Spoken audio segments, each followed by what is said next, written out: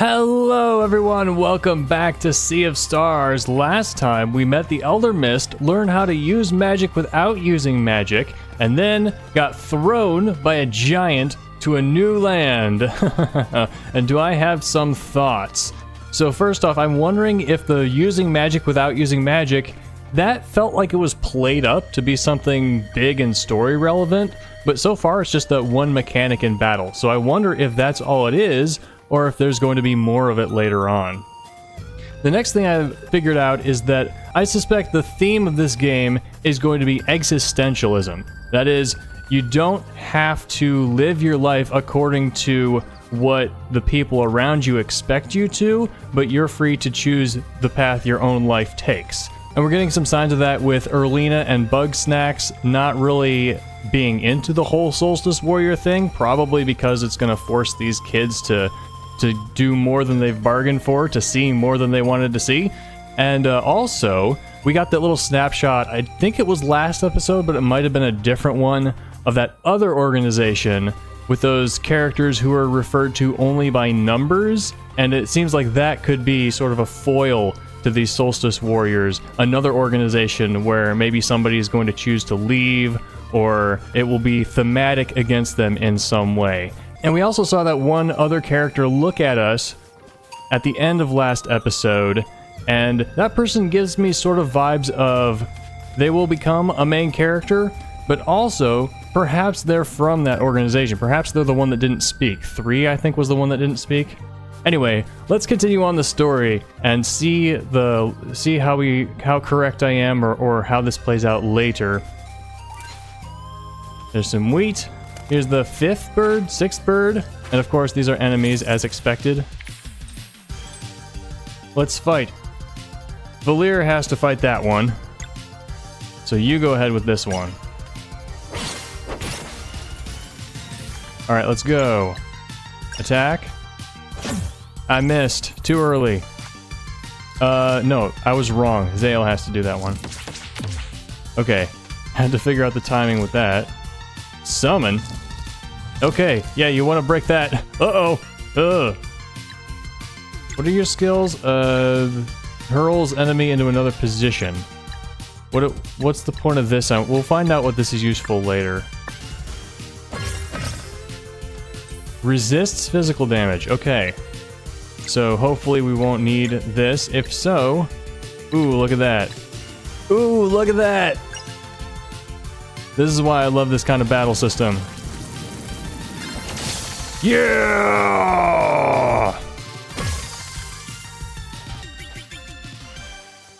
Oh, that music at the end just fit perfectly onto the battle theme. Alright, that's where the wheat was.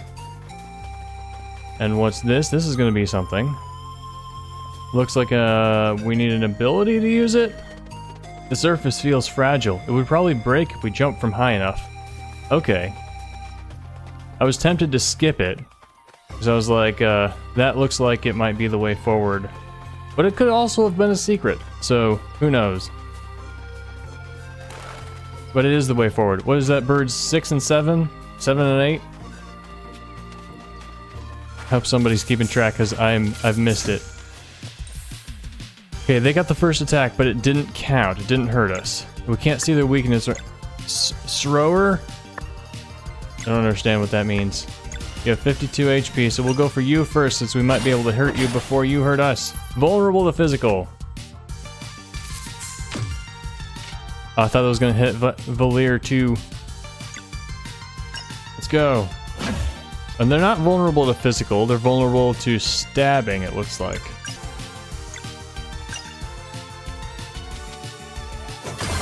I pressed that 3 times, not knowing where the timing was.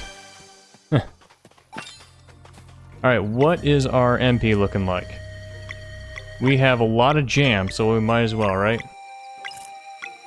There also might be a campfire within sight. I don't know.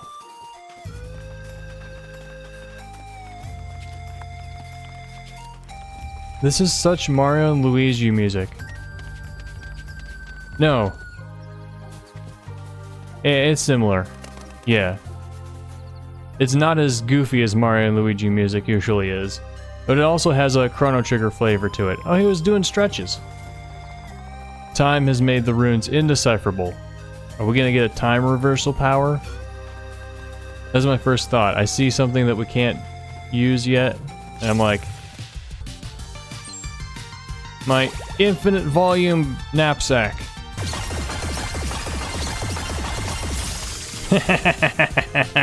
I love that attack. And we continue on. Where do we come from? Left. The stairs. Okay, there's multiple paths to go. There's blue crystals I see. Nothing over here. What is this? Cookie jar! Okay, we need a key item for that. And this might be the point of the game where we will have to return. I guess we'll probably return to Moon Cradle sometime. 8th bird?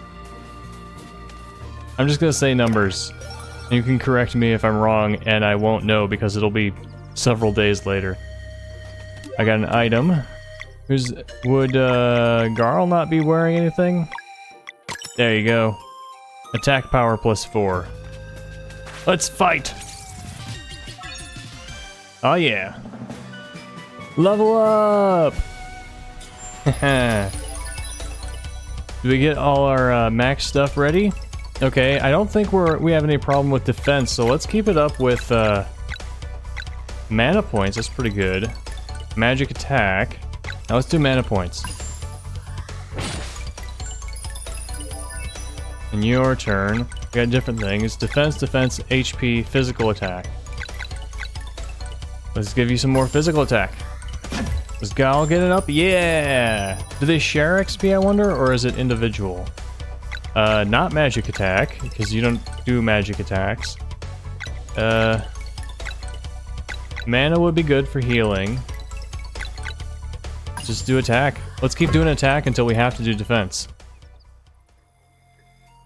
Or until I change my mind. Is that water? We got a bottle of water from that enemy. Look at these stairs! Like volcanic flow, but stairs.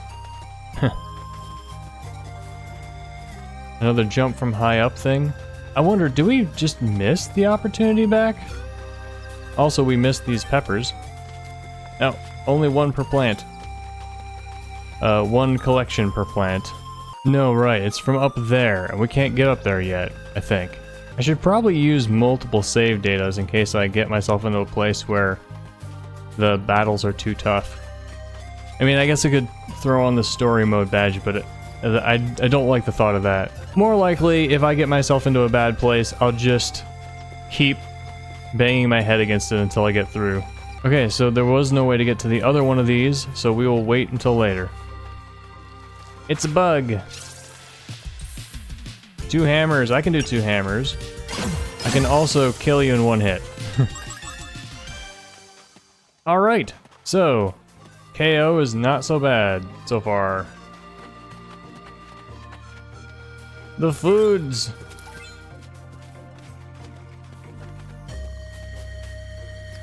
Where do we want to jump down there? Okay. And that's birds 10 and 11. Probably. Oh, we want to go up. Potato!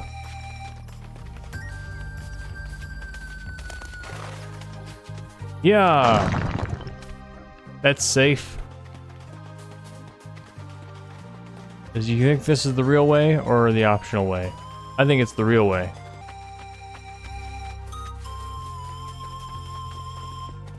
Oh, this is back.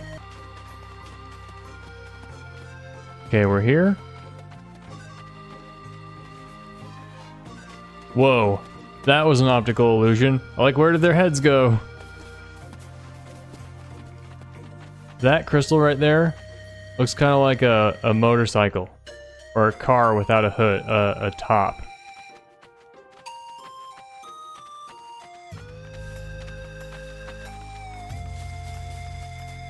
More creatures. Are they fighting each other? We should just let them kill each other.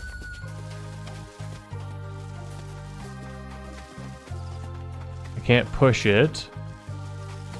I wonder if we're going to be able to take more actions in the world like this. Like I'm pressing a button.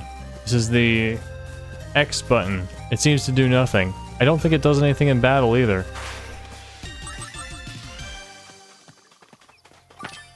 Oh, that opened the way to jump in the water, I guess.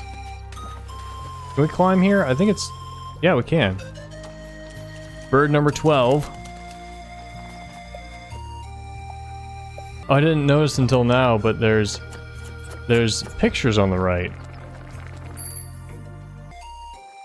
We're full on meals, that's why we can't cook anymore. But if we rest, we should get everything back, right?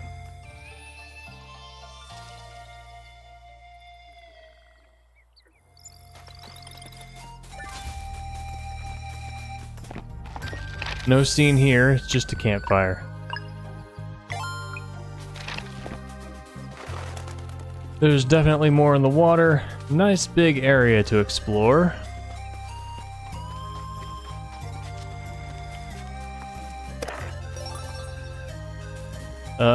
Can we push this from here? No.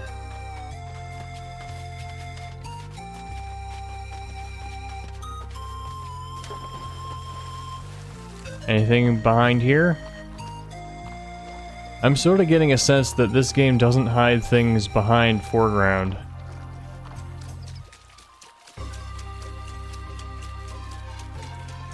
Oh, there seems to be nothing over here. Well, maybe we couldn't get... never mind. There's just water as part of the world. Look at this stone sculpture. Or formation, I should say. Fighting time! Yeah, one hit. Alright. Pretty soon I'm just gonna stop commenting on battles because they're all gonna sort of start being the same from a viewer perspective. Broke that one, and... dead. Okay. This is something important. For later. You don't see stones arranged like this in a fantasy game and have it not be important. Critically important. Unless it's a parody. In which case, there's things like that happening all the time, and the main characters just ignore it. Treasure! Rock lid? You guys, people leaving their rocks open?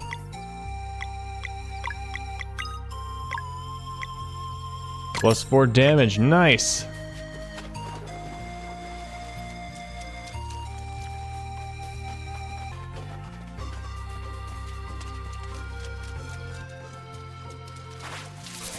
Let's fight. Now let's heal somebody. Treasure up there. I know, let's use our Breath of the, Tears of the Kingdom power. Yeah.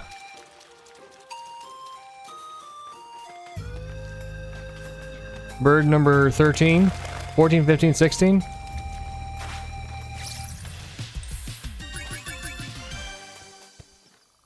Alright, it's over. 2 meats. And that's the way forward.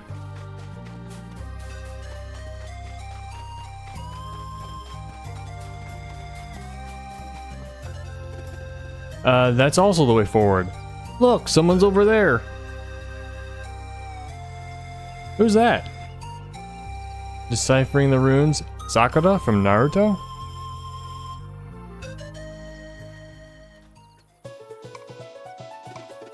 We should ask for directions. She looks busy. Ah, I'm sure it's fine. Ever the outgoing type. Hello, is there something special about that big rock? Yes, come look at this. It's... This looks like... Oh, must be my imagination. So what are those? Fascinating is what they are. These runes are the oldest form of writing known to us. Who's us? Traveling historians, of course. Or at least, what's left of them. No way! You're a traveling historian? Nice to meet you. My name's Garl. Nice to meet you too. I'm Teeks. So are your friends always this quiet? Nah, Zale and Valir are fun. They've just been stealed away to study in the sky for too many years. Eh? Magic hair? How do you know? Enchanted cloth pieces? Okay, that's a little awkward. You can get away from there right now.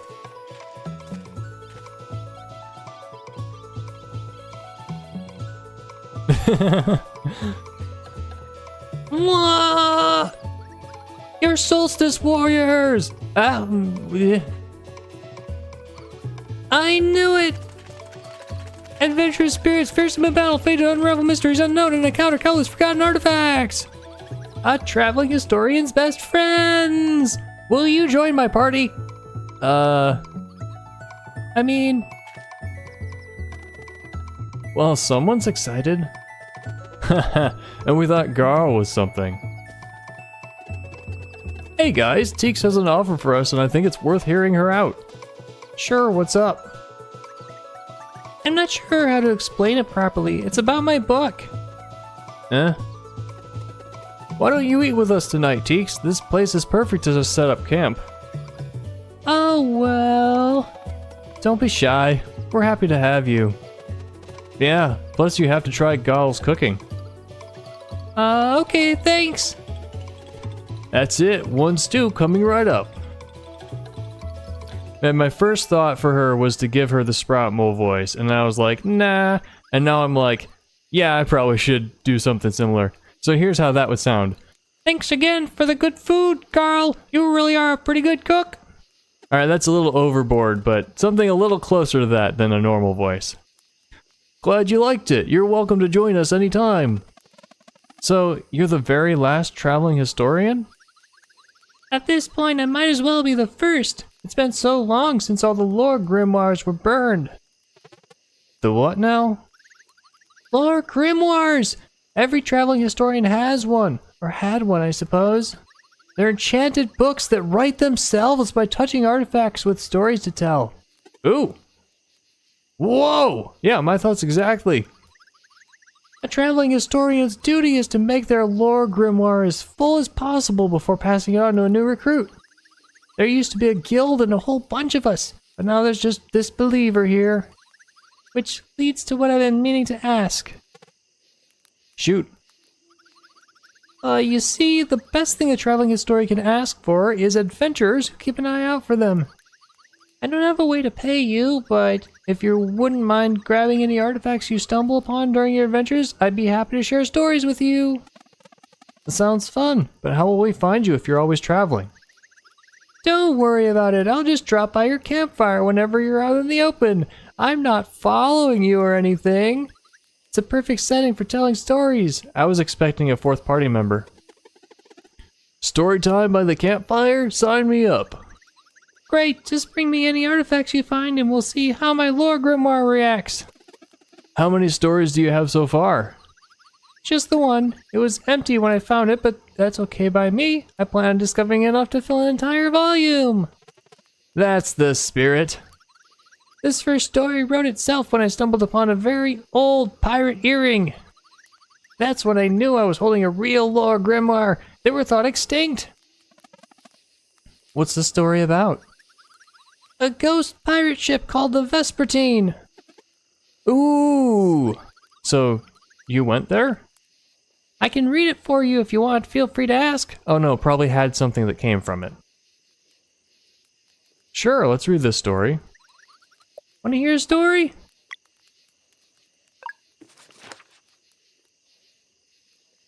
And I will not be doing that voice through all these stories. Of all the recorded hexes and acts of bewitchment, few are as dreadful as the curse of the Vespertine. This story takes us back centuries to a time when a certain band of pirates ruled the seas. Stormcaller was the name of their captain. He was the most powerful wind mage the world had ever known. And their navigator, Hortense, remains to this day the shrewdest mariner on record.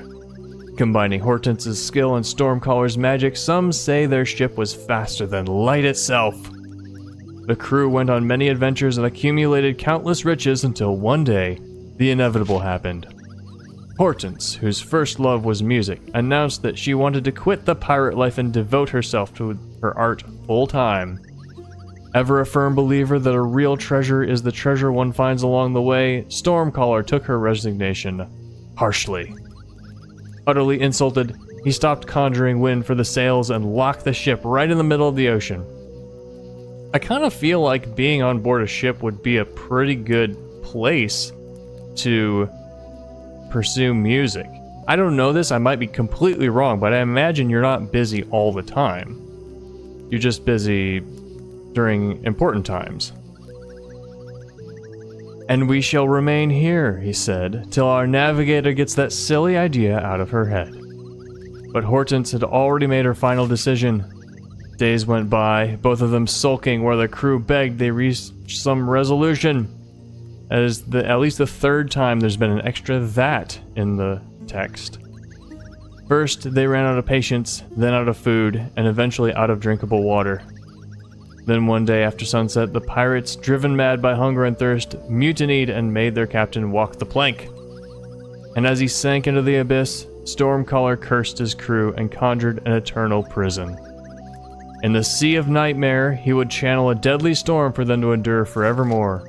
I wonder if this is going to be an actual side quest. Over centuries, the crew members lost their minds to the ghastly place until only Hortense remained. To this day, the battle goes on in the Sea of Nightmare, Stormcaller's hatred pitted against the navigator's sheer will. Some say Stormcaller's fury will one day sink the ship, while others believe he will eventually bow to the indomitable Hortense. Legend has it she gets a short break once a day, for but a few seconds, the precise time the curse was first conjured. Countless sailors and fishermen have since reported sightings of the legendary ghost pirate ship that appears at dusk.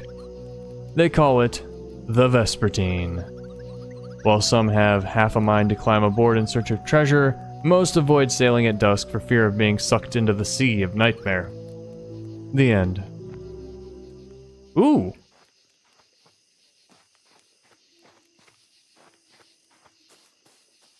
What did you think? I didn't even know traveling historians were a thing. I wonder how many of them there used to be. Story time by the campfire, yeah! Good night, folks.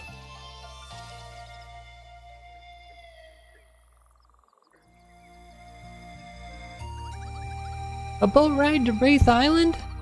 That might be a challenge given the situation with the lift. Eh? Probably nothing you can't figure out. Which way is it? East of here along the path.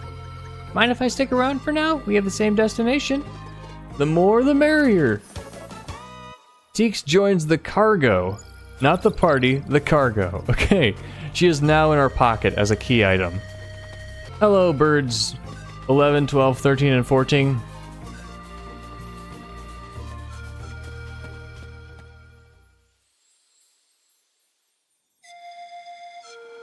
Alright, well that is the end of that area, and I think that's a good time to wrap up this episode. Hey look, it's the sleeping dragon that we're talked about. We're on top of the mountain. The music is actually in-game. It's not the soundtrack, it's the wind blowing through the holes. Alright, well that's enough for today. I will see you all next time. Thank you all so much for watching. Let me know what you thought in the comments. Don't forget to like and subscribe for more Sea of Stars and other awesome games. I'll see you next time. Bye!